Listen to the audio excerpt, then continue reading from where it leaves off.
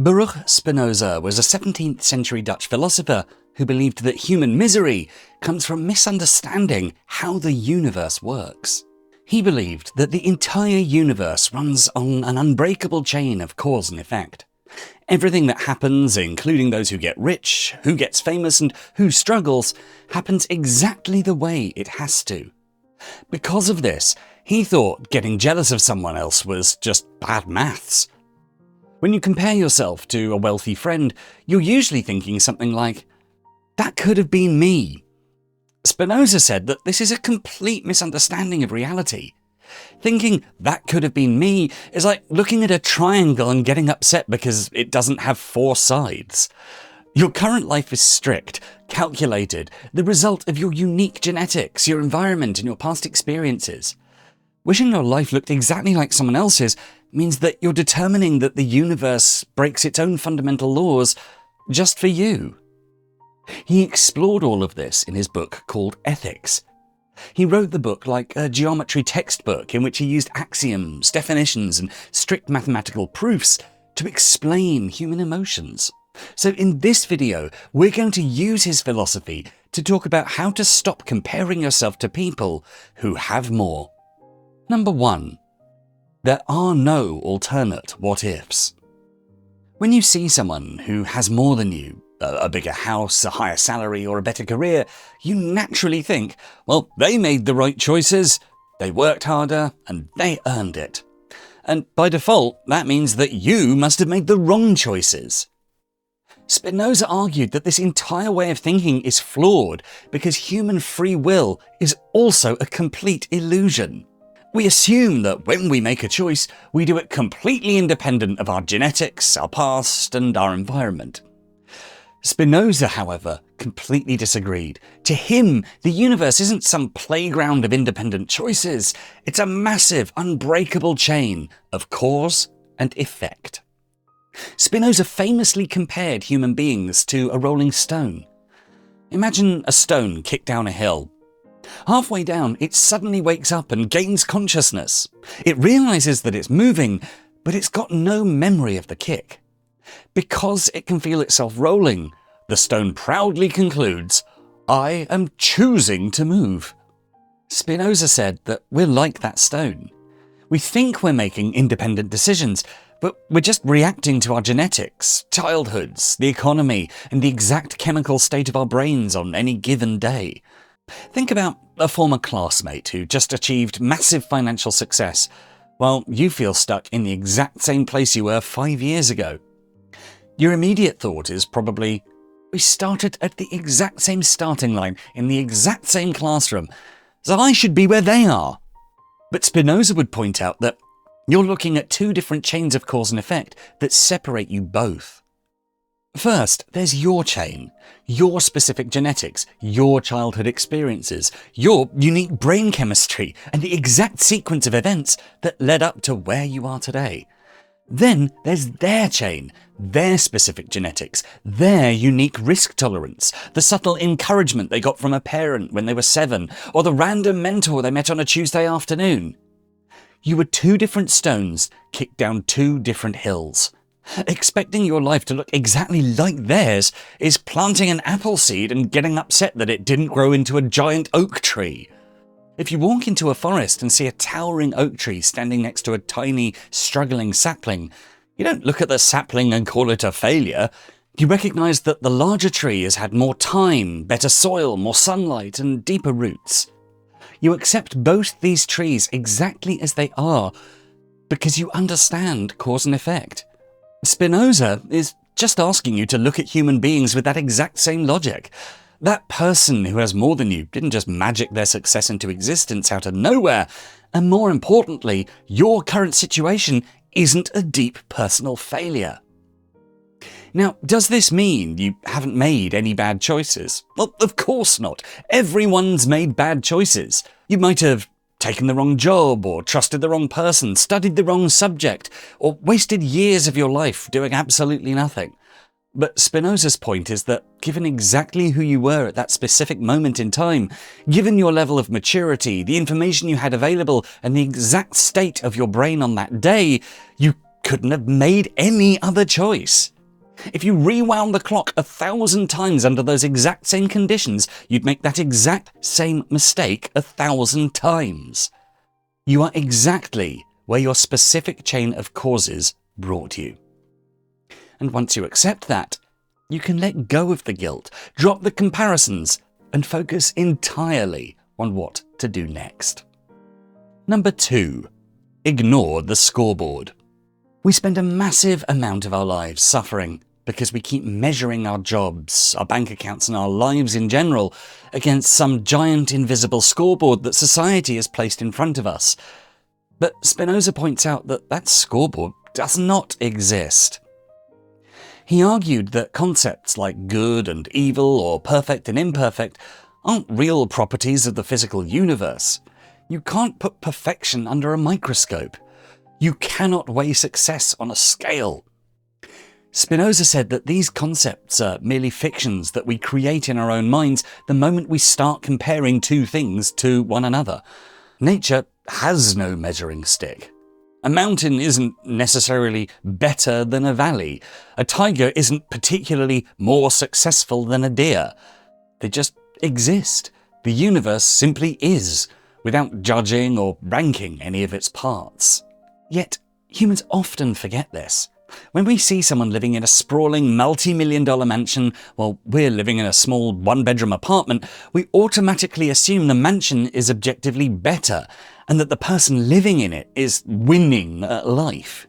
But the universe doesn't view that mansion as better.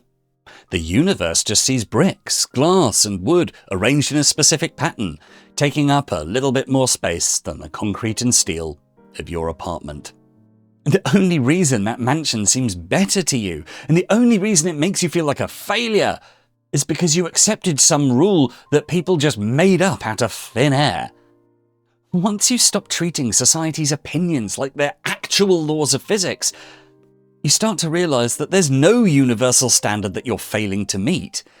So to stop comparing yourself to others, you simply have to stop trying to win a game that doesn't exist.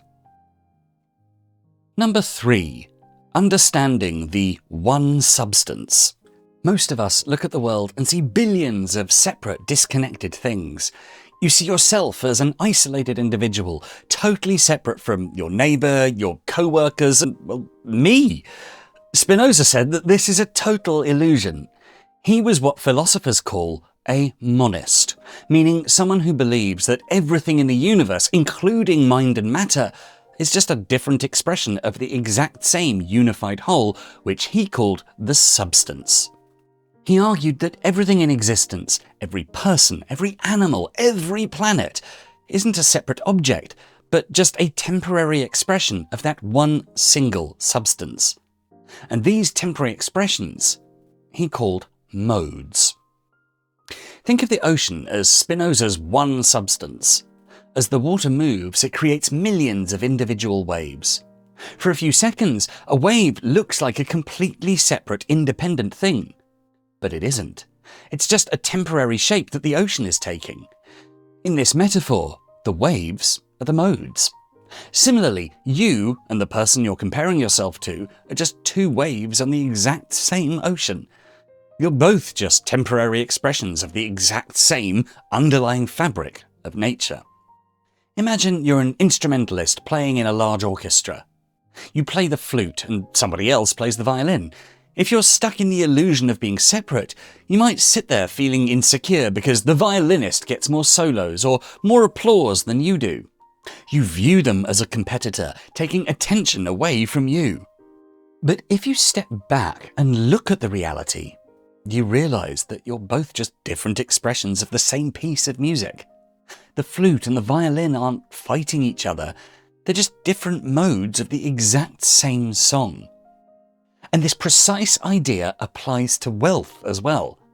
When an old friend suddenly makes millions on a real estate deal while we're just grinding away to pay our mortgage, we usually get jealous because we see ourselves as completely separate from them.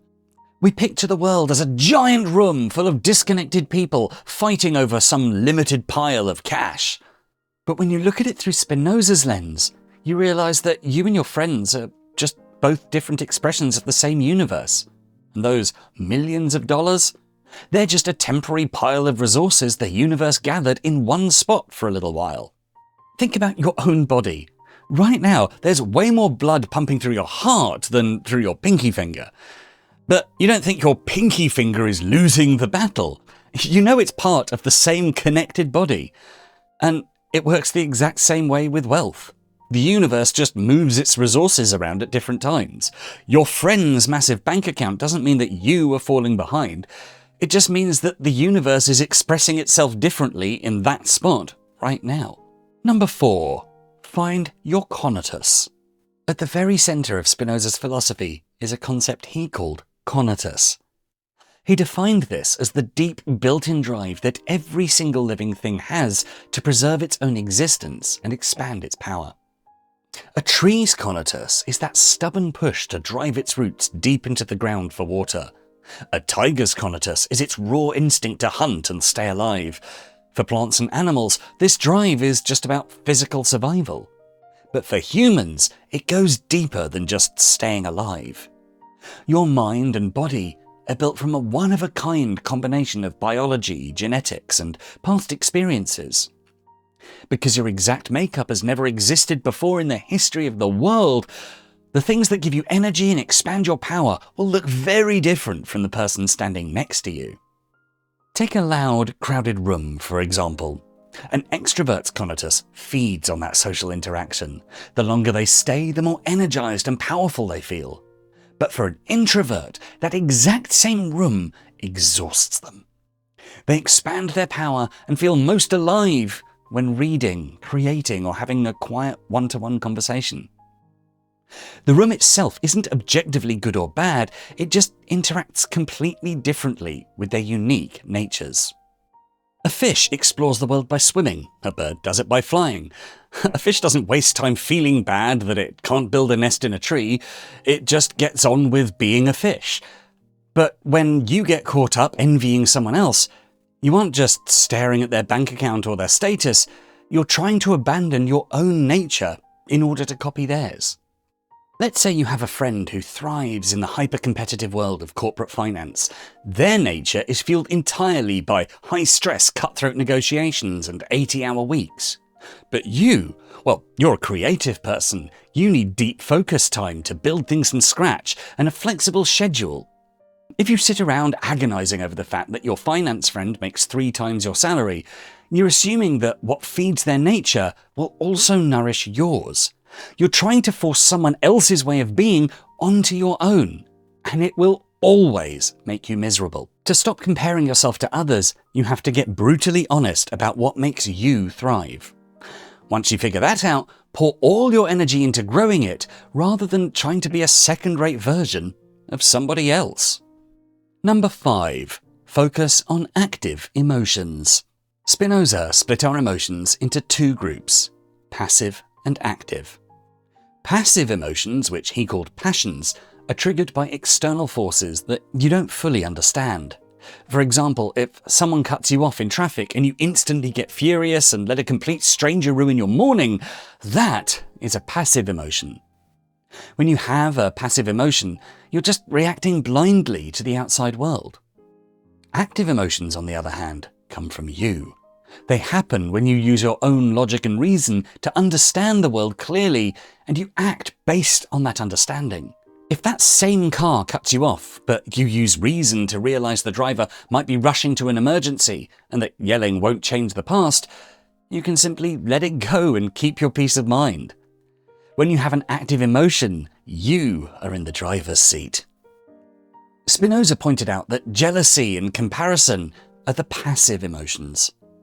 When you fixate on someone else's money, their job, or their lifestyle, you stop acting on your own terms and start living as a reaction to someone else's success.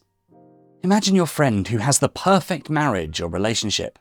If you're stuck in a passive emotional state, you scroll through their photos, feel bad about your own relationship status, and complain to other people that their relationship is probably fake anyway.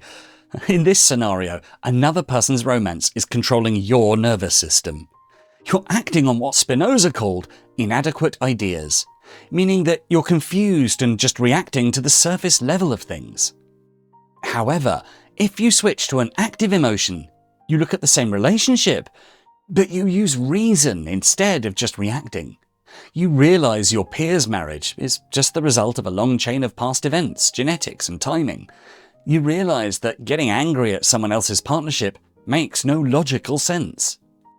But how do you stop being passive and take control? Spinoza gave us a very practical formula for this. He wrote, "An emotion, which is a passion, ceases to be a passion as soon as we form a clear and distinct idea of it." In simple terms, the fastest way to kill envy is to put it under the microscope. When you catch yourself comparing your life to someone else's, stop and break it down with pure logic. Ask yourself exactly why this thing is bothering you. Usually, you'll realize that you're actually upset because you tied your self-worth to something you can't control, like how much money someone else makes, their relationship, or how many people like them. Once you see that your envy is based on a totally irrational foundation, the emotion naturally dissolves. Number 6. Redefining true wealth. Before Spinoza wrote his major philosophical works, he was on track to take over a successful family business. But he looked around at what everyone else was chasing, that's wealth, fame, and pleasure, and realized it was all a trap. He saw that all of these material things have one fatal flaw. They're completely unstable and entirely outside of your control. If you tie your happiness to money or status, you're handing over your peace of mind to external forces. The economy can crash, public opinion can flip, and you can lose everything you worked for in a single afternoon. Spinoza argued that if you want true peace, you have to anchor yourself to something permanent. You have to chase what he called the highest good. He famously called this the intellectual love of God. But Spinoza's version of God wasn't some old man up in the sky with a great big bushy beard. No, for him, God was simply nature. That is to say, the entire universe and all the physical laws that govern it. So when he talks about the highest good being the intellectual love of God, he means reaching a deep rational understanding of how reality works. And this completely destroys the entire foundation of comparison. Think about how material wealth actually works. If someone buys a specific piece of real estate, you can't buy that exact same property anymore. And status works the exact same way. If someone else is ranked number 1 in your industry, you have to be at least number 2. Because physical things and social titles are strictly limited, chasing them forces you into a constant state of competition. You view everyone around you as a potential threat. But knowledge? Knowledge is not a limited resource. Imagine you're trying to master an instrument, like the flute. If another musician masters a complex piece of sheet music or figures out some brilliant new breathing technique, their skill doesn't subtract from your brain. Someone else having more understanding doesn't leave less understanding in the world for you. If anything, it just adds more to it. So expand your knowledge, study what they did, listen to their timing, and learn from them. Their wealth of knowledge also increases yours. So when you shift your focus from chasing material goods to chasing a rational understanding of the world, comparison becomes completely irrelevant. And that's our video. But what did you think? I've been Dan, you've been awesome, and if you enjoyed what you saw or found it helpful at all, why not check out our full Philosophies for Life playlist? And for more videos to help you find success and happiness using beautiful philosophical wisdom, don't forget to subscribe. Thanks so much for watching.